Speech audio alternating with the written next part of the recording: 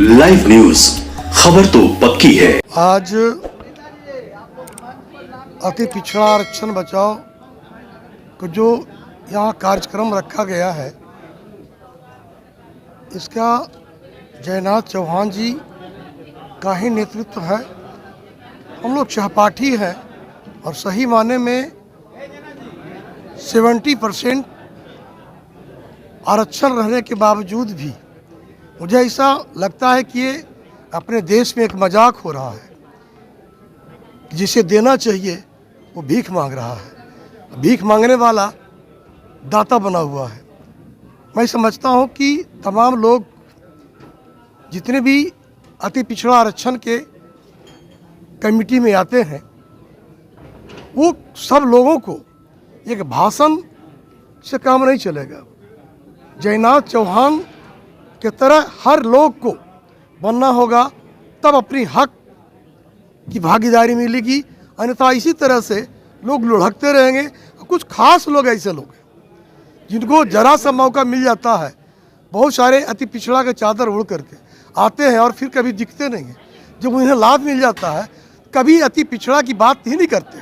ऊपर जाने के बाद तो लगता है कि उनकी पता ही नहीं चलता कि वो आए कहाँ से। मैं आग्रह करूँगा सभी अति पिछड़ा तमाम लोगों से कि अपनी हक को जाने, अपनी हक की बात करें, चाहे वो जिस दल में हो, जदयू में हो, आरजेडी में हो, कांग्रेसी और बीजेपी में हो। पार्टी किससे है उससे कोई मतलब नहीं है।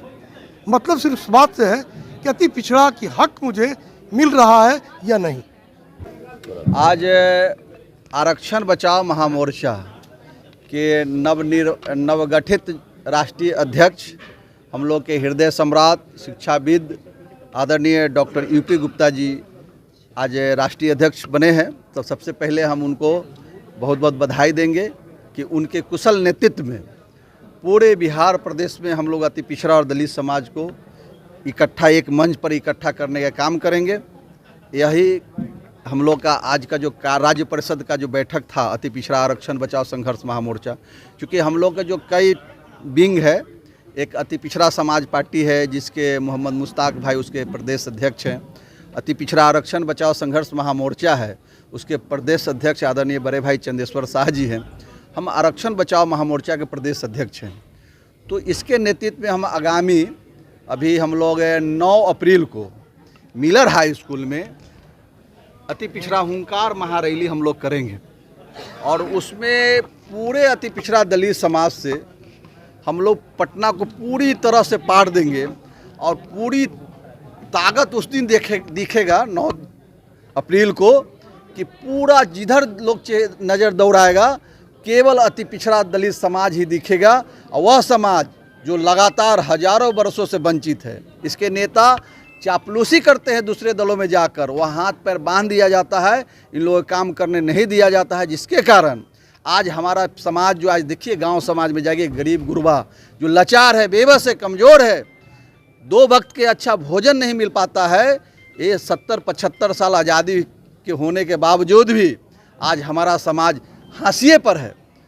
तो ये लोग वैसे लोग हैं जो हम लोग को तरक्की नहीं करना चाहता है, हम लोग को आगे बढ़ना नहीं देखना चाहता है, हमारे बाल बच्चा के भविष्य अच्छा नहीं देखना चाहते हैं। इसलिए अब हम लोग का भरोसा इन लोगों पर से उठ गया है।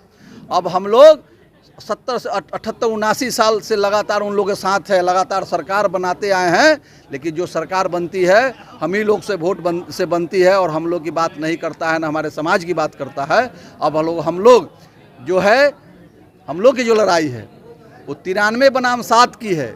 EWS समाज जो है उसको भी 10% रिजर्वेशन मिलता है, उसका भी रिजर्वेशन समाप्त हो रहा है।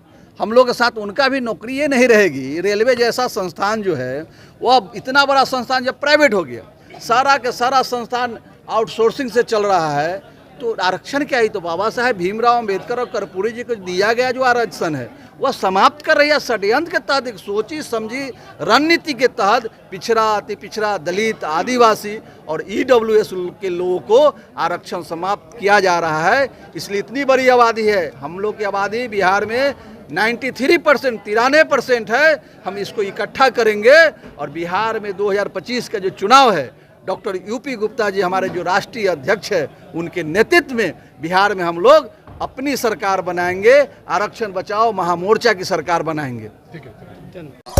लाइव न्यूज, खबर तो पक्की है।